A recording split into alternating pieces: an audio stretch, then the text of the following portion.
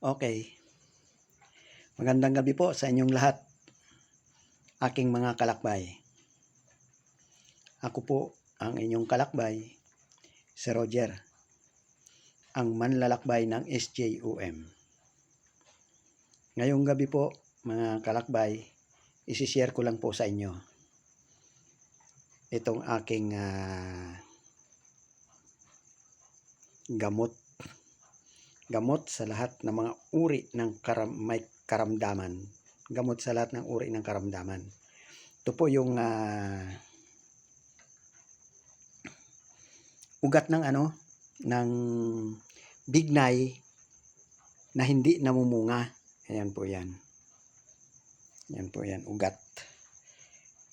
Kailangan kukunin mo yung sa may tabing sapa. Yung nakatusok siya sa tubig ng ganyan. Patusok sa tubig. Yan po yung kukunin ninyong ugat ng bignay na hindi namumunga ha. Hindi po namumunga. Yan po siya. Ibinabad ko po siya dyan sa alak. MP po yan yung Emperador Light ha. Yan po yung pag umaga, bago ako umalis ng bahay, yan po yung aking tinatagay-tagay. Yan po ay gamot talaga sa lahat ng uri ng karamdaman. Yan po ay ayon din sa mga matatanda. Ibabad ko raw sa alak at pagkatapos halimbawa kumain ka sa umaga, pagkatapos mong kumain at saka ka mag-inom niyan ng alak na pinagbabaran ng ugat ng hindi namumungang bignay. Malakas po na gamot yan sa lahat ng uri ng karamdaman. Ngayon pag nakikita ako ng misis ko na umiinom yan, gusto niya iinom din siya. Minsan hindi ko siya binibigyan dahil madaling maubos eh. Medyo mahal din tong alak na ito. 100 mahigit. Pag iinom ako nito, minsan talagang hindi ko siya bibigyan o kaya patago lang yung pag-inom ko dahil gusto niya ring uminom. Yan po yung aking ugat ng bignay.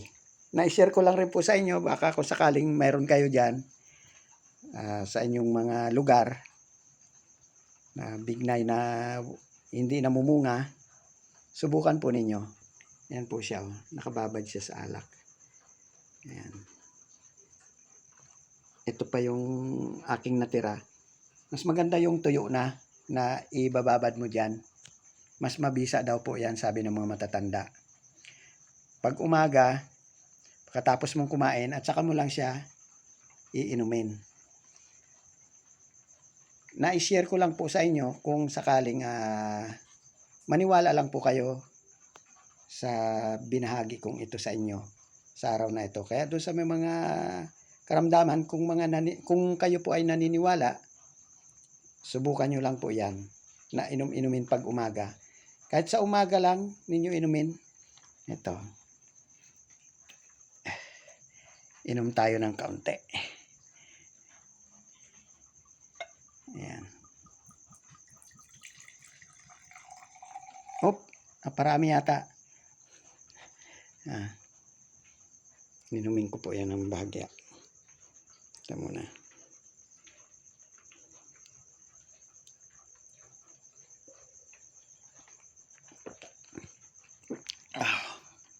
Grabe.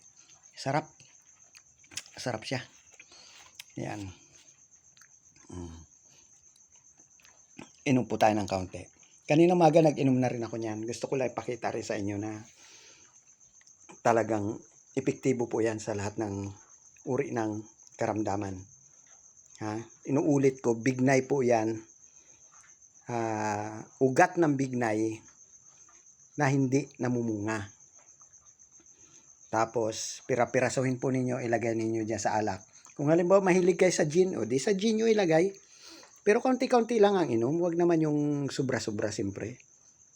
Na-share ko lang po sa inyo para malay ninyo, dyan din po kayo gumaling sa inyong mga karamdaman. Tuwing umaga, tagayin nyo lang po ng kaunti. Pa isa-isa lang. Yan lang po yung aking maibabahagi sa inyo sa araw na ito.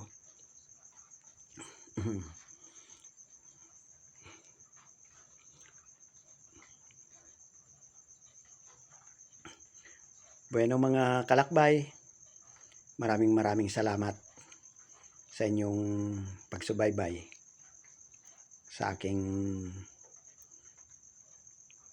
naibahagi na naman sa gabing ito.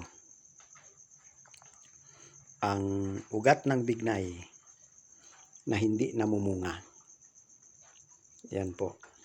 Ang inumin ng inyong kalakbay na si Roger. Magandang gabi at maraming salamat sa inyong pakikinig at pagsubaybay sa aking munting channel. Salamat po.